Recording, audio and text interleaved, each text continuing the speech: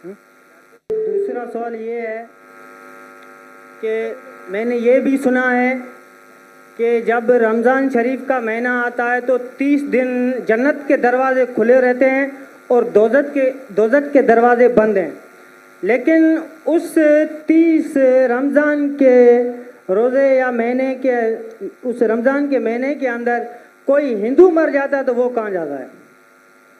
ऐसा एक अच्छा सवाल है और वो सही सवाल है। सवाल क्यों कभी बोलना नहीं चाहिए कि ये गलत है, गलत सवाल है, गलत है तो साबित करना चाहिए।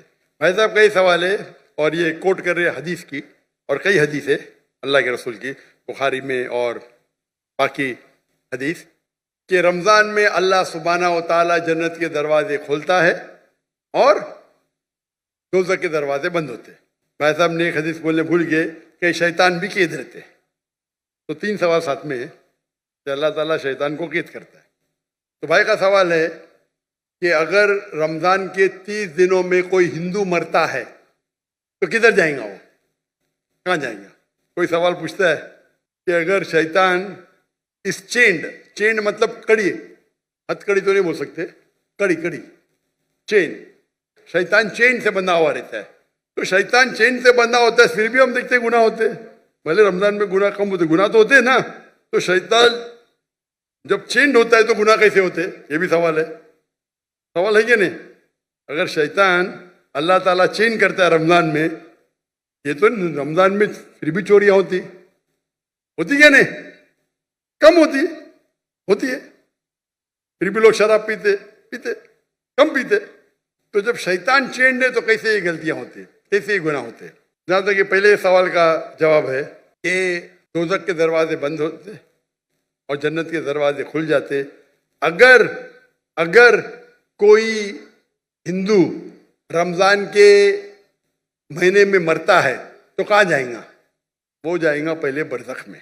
कहाँ जाएगा? बरज़ख मतलब इंटरम पीरियड। इंसान मरने के बाद जन्नत में डायरेक्ट नहीं होता है, वो बरज़ख में रहता है। बाद में हशर के मैदान में कब उठाए जाएंगे, हिसाब किताब होगा।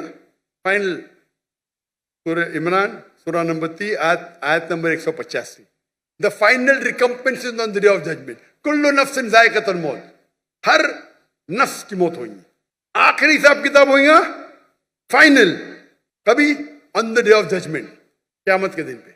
और जो भी कोई जहन्नम की आग से बचेगा और जन्नत जाएगा, वो इस दुनिया में सफलता पाएगा। ये कुरान की आयत है।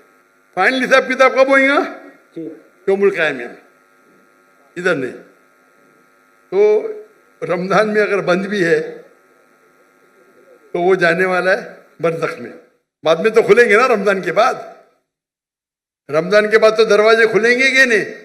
जी हाँ, खुलेंगे ना। खुलेंगे। तो अगर उसने शिर्क किया, अल्लाह और अल्लाह के रसूल की बात नहीं माना, तो उसको सजा मिलेंगी बरज़ख में। जन्नत के दरवाजे खुले रहेंगे, दोज़ख के दरवाजे भी खुल जाएंगे। तो जब टाइम आएगा तो वो दोज़ख में जाएगा।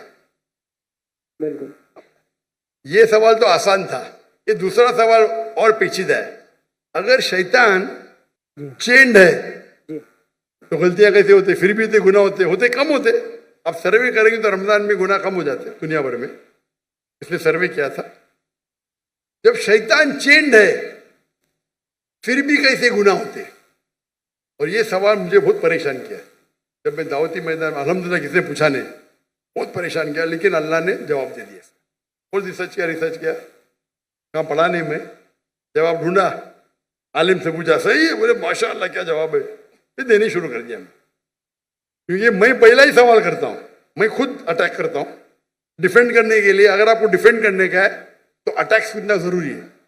आप डिबेट जब करते हैं, आपको अगर कुरान को डिफेंड करना है तो अटैक करना भी सीखना पड़ेगा। अटैक करने में अच्छे तो खुद डिफेंड कर सकेंगे। तो मैं इसका जवाब देता हूं कि अल्लाह के रसूल ने कहा कि शैतान चेन होते हैं, चेन में बांधे जाते। शैतान मर नहीं जाते, जिंदा रहते, लेकिन चेन में होता है।